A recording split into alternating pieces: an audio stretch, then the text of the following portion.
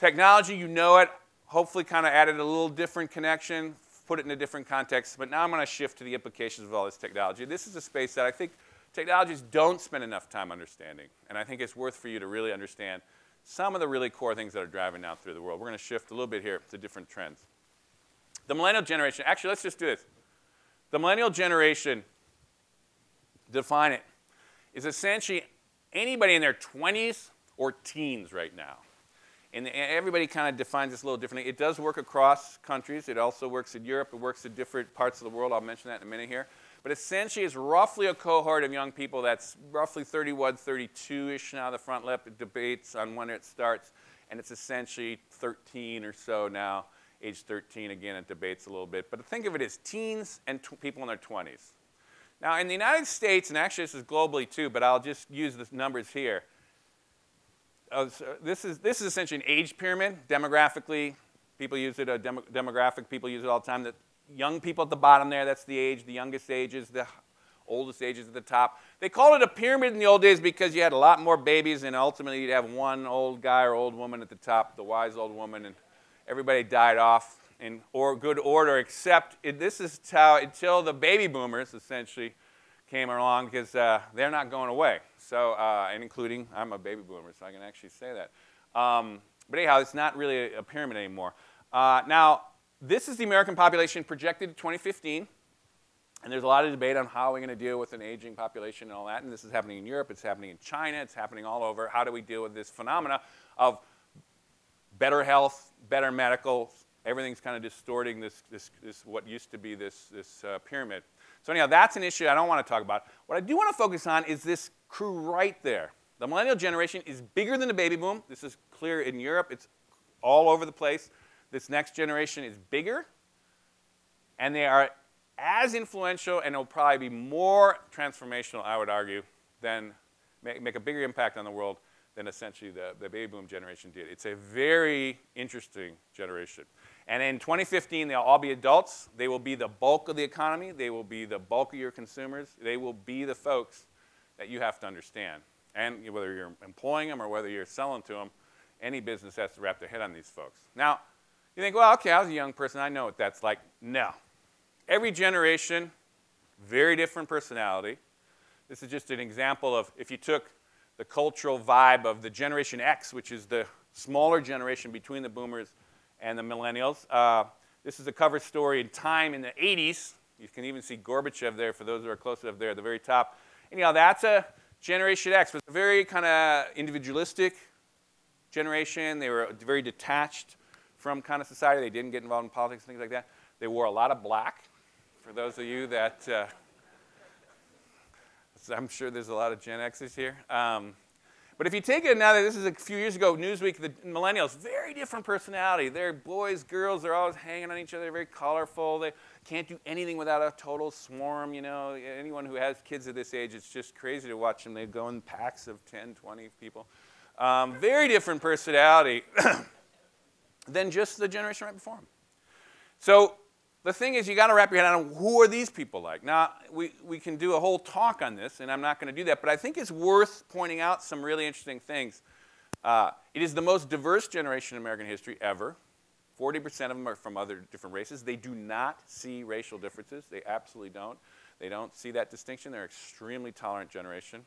They're the most endowed for all our hand-wringing of, oh my gosh, educational standards and everything else. They actually have been given more, grown up in more affluence than the boomers. I mean, think about it. I was like 18 before I was a boomer. I was a late boomer. I'm like an Obama-era boomer. I was like 18 before I got on a plane, and my little daughter has been on, 50 planes, and, she's, whatever, 8 years old you can get to, you know what I mean? It's crazy the kind of expansion a lot of these kids do. Not all, but most. Global. Most college kids now, or not most, but 30% of all college kids spend some time abroad. And in fact, in the elite schools, it's getting to be like 60 to 70% spend time abroad. It's the most globally connected generation we've ever seen. They're extremely civic-minded. Their levels of volunteerism are through the roof. They're much more engaged in politics than other young people. Very different than what we've seen before. And they're very can-do and optimistic about the future. And it's partly because, boom, they're born to this world.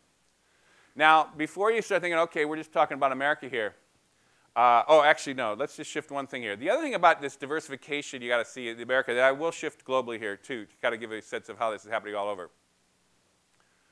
The other thing is immigration. This is something that's hitting the whole world in big ways here, too.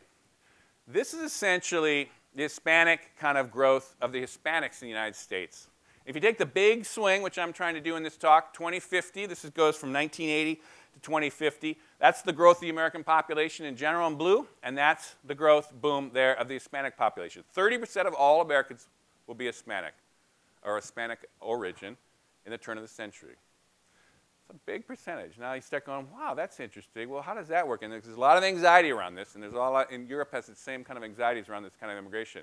But if you would have taken this same chart and applied it to the 20th century, in other words, if you started in 1880 and you ended in 1950, and you thought of those immigrants as essentially Irish, Italian, and Jewish, which at the beginning of that century were demonized and were completely trying to be shut out of this country. I mean, there was all these race riots and everything else up and down the United States. But what happened by mid-century?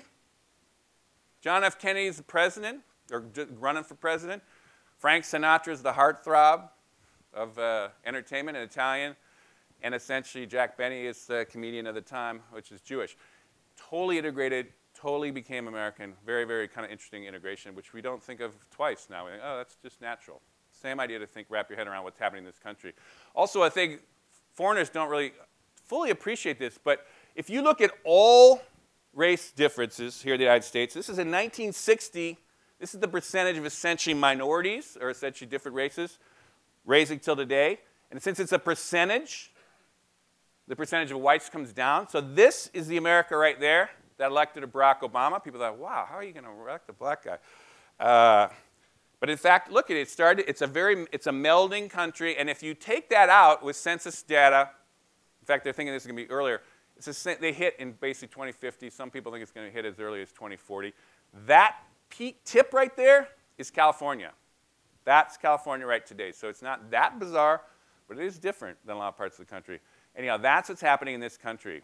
And even now, we're watching percentages, all those border states, all over a third of those populations are all Hispanic. Some of them, look at that, well over 30%. And ultimately, the whole country is getting a really serious percentage of their populations do this. So this is a thing that's happening today. This isn't 2050, this is today. Now, how does that work globally? I did want to just point out, this is Tahrir Square in Egypt. So you think, okay, well, what's going on with this millennial generation? This is a good way. If you want to understand the Middle East, I gave you a little insight into technology. The other one is demographics. This is essentially, if you take the United States, everybody under age 30, which is the bulk of them are millennials, but granted there's some little kids below that, right? We don't really know what that generation is. It's not formed yet. That's still a big chunk of your population in the United States is young people. But if you look at Tunisia, wow, there's a lot of trouble there. That started the whole thing. Ah, well, they had over 50% of them were essentially under 30. And then you start going, Lebanon, Kuwait, Morocco, Saudi Arabia. Oh, Libya's got problems, right? 61% under 30. Egypt, that was a big thing, right? They're in that same league. Okay, you got Jordan here. Syria's a big problem, right? Yeah, 66%. Iraq, hey, Yemen's got a lot of problems, right? Boom. Almost 75% of people are under 30 there. Demographics, technology, combine them, boom. Young people do not give a rip about tradition. They don't think about the past. When you put young people in a lot of young people in a situation, and you give them powerful tools, they are going to be thinking about the future. They're not going to be thinking about the past. And that's why you're watching this explosive thing happening all over the world.